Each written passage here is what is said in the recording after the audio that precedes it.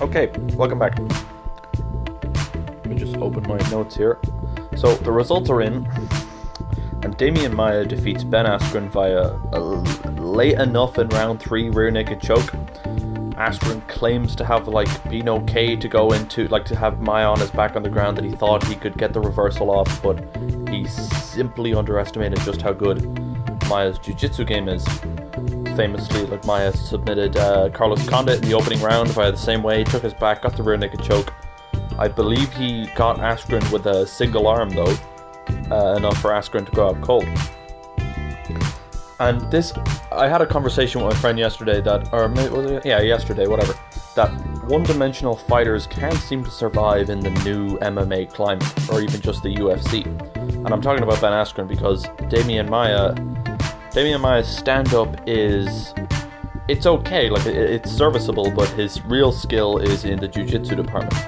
Whereas Ben couldn't stand with Ray Charles' Ghost, but his stand-up is still better than Brendan Schaub's. So Ben is a one-dimensional fighter, and now what I mean by one-dimensional is his only claim to skill is grappling.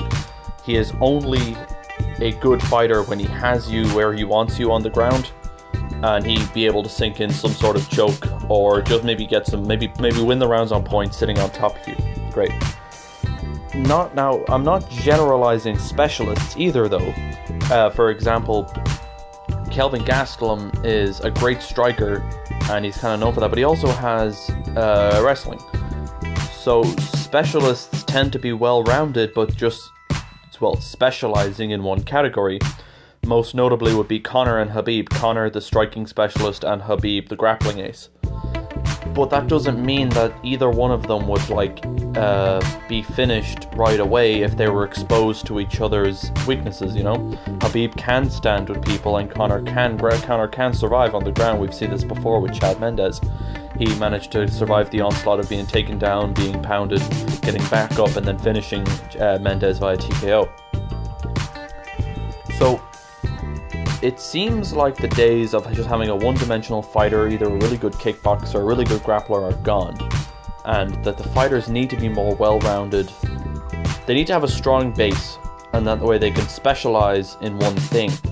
For example, Israel Adesanya is one of the best strikers in the sport at the moment. However, anytime we've seen people try to take him down, he's defended it too well, and when he has gone down, he's straight back up.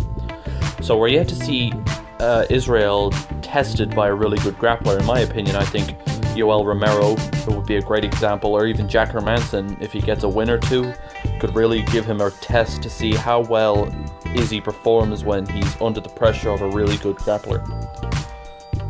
Is there still hope for Ben Askren? I personally don't think so, because Ben is 34 now, and he can't seem... Ben's not going to develop his striking skills. He's simply not. He's just going to rely on his ground game. What adjustments he can make is maybe with things like the Masvidal and Lawler, where he had failed takedown attempts with Lawler slamming him and Masvidal knocking him out, that maybe he can work on, instead of whenever Ben gets put under pressure, when someone comes at him, his initial response is to shoot the single leg. He needs to work on alternate responses to pressure. Maybe some striking, I believe he attempted 2 spinning back fists against Maia, and he looked like he was about to fall over. It was disgraceful. It was very Chael Sonnen-esque in Silva 2. But Ben needs to make adjustments, not entirely in his striking game, but he needs to be able to get to where he's good. He needs to be able to get to the ground and get to better, his dominant positions in a safer way than he has been in his last 3 bouts. Shooting for the single leg against Robbie and Masvidal proved to be... Well, with the Robbie case, it was detrimental in the moment, but he did come back to get the controversial win, but Masvidal just put him out cold. He didn't have a chance. He got red.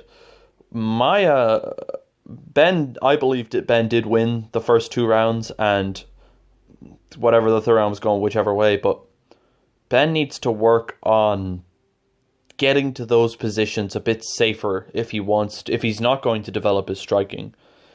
Because Ben has what I like to call autistic shadowboxing.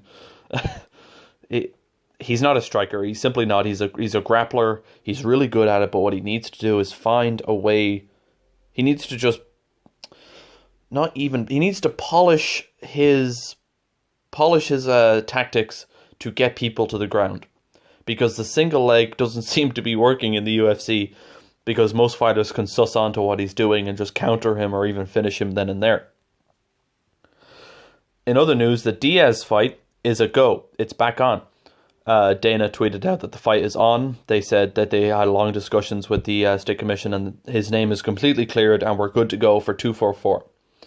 Now that the fight's back on, I want to give a kind of prediction.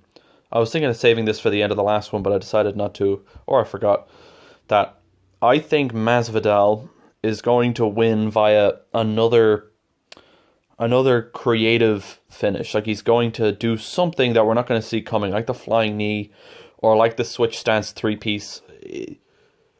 I think he can read Diaz. Diaz has a lot of holes in his game, whereas Masvidal is a much sharper striker. So I feel like Diaz is going to start fast, I think. And I think Masvidal is going to be a little slower, but he's going to be trying to find out what he can do. Maybe chop the lead leg of Diaz. He leans heavy on that. But if Diaz gets in the rhythm and he starts flowing and he gets in the zone, Masvidal could be in trouble in the later rounds, considering Diaz's gas tank. But I do see Masvidal getting the surprise finish at some point in the fight. It could easily... I'm really hoping that this is a war and it's not something that ends in the first 2 rounds, because we've had so many events recently that have just ended so fast, and I really wanted to see more of what could happen, because I do want to find out who is the legitimate baddest motherfucker, you know? So my prediction is Masvidal, maybe a TKO in the 3rd or 4th, or maybe just a flat-out knockout in round 3. Who knows? We'll have to see how it goes, but until then, I'll make a new episode then and there. See y'all later.